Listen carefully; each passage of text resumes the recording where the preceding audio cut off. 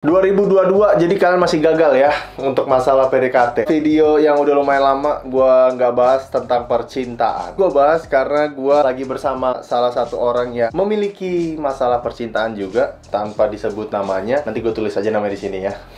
Sebenarnya yang membuat gue tertarik untuk membahas ini adalah intinya. Cuma kayaknya kalau misalnya gue langsung ke intinya itu kayak banyak poin-poin bagus yang terlewati. Jadi gue akan bahas per poin dulu. Banyak poin yang bisa membuat kalian gagal ada di dalam video ini. So, apa aja faktor-faktor yang membuat kalian gagal dalam PDKT? Assalamualaikum warahmatullahi wabarakatuh. Swastiastu, namo buddhaya, salam sejahtera buat kita semua. Semoga kalian selalu dalam keadaan sehat walafiat dan kalian selalu semangat menjadi orang yang lebih baik, serta orang PDKT-an kalian cepat sadar, atau seenggaknya lo yang sadar. Kayaknya emang mungkin kesalahannya ada di kalian. So, kita langsung masuk aja ke faktor yang membuat lo gagal dalam PDKT di numero 1. Yang pertama adalah salting. Dan untuk masalah salting ini sebenarnya nggak sekedar untuk masalah PDKT percintaan ya. PDKT kan pendekatan ya, pendekatan lo bisa pendekatan dalam bisnis, karir, relasi, bisa ya macam-macam. Ini jadi konteksnya masalah salting ini nggak sekedar untuk masalah cinta. Nah, kalau misalnya lo ketemu cewek macam-macam gitu, ada yang cantik, ada yang biasa aja, ada yang biasa banget menurut lo. Siapapun ceweknya, kalau misalnya lo masih merasa salting-salting untuk ngobrol gitu, waktu ketemu sama dia merasa salting, lo ngerasa harus ada yang dijaga, wah masuk ke tips kedua.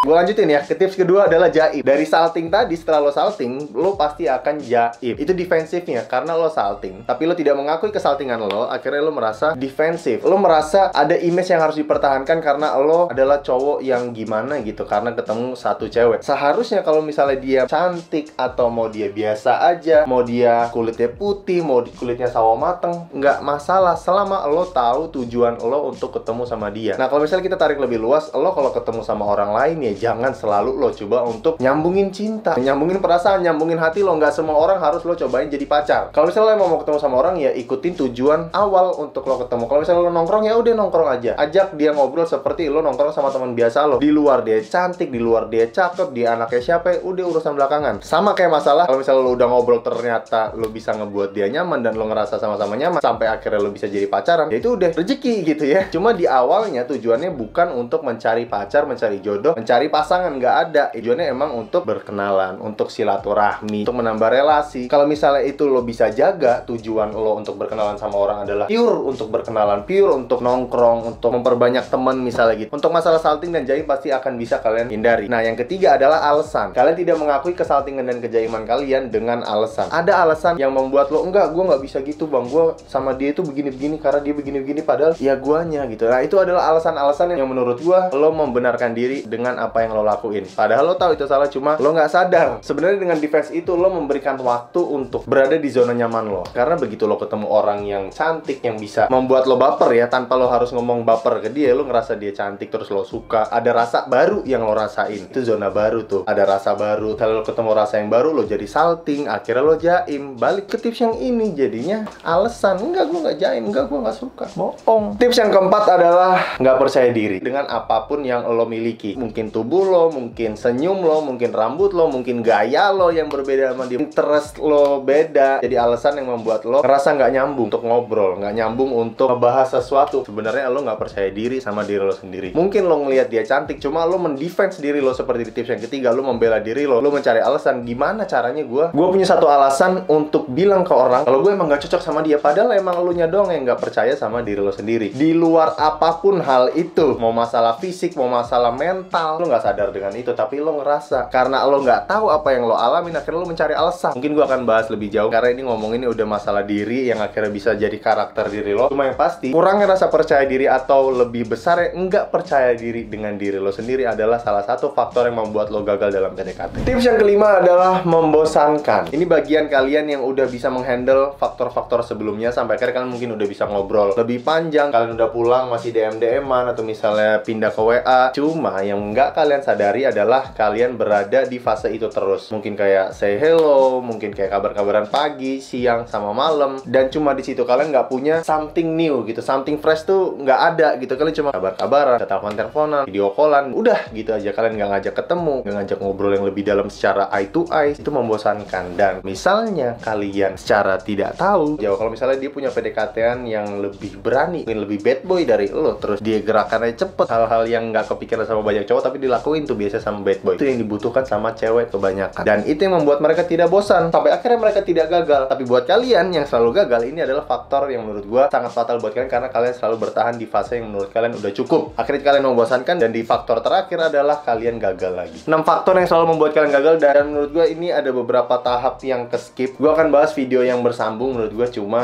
ya nanti kita lihat. Hari Kamis kali ya, hari Kamis nanti kita ketemu video yang baru. Dan kalau misalnya kalian tertarik, silahkan isi kolom komentar di bawah. Jangan lupa beli parfum Versace juga. Oke?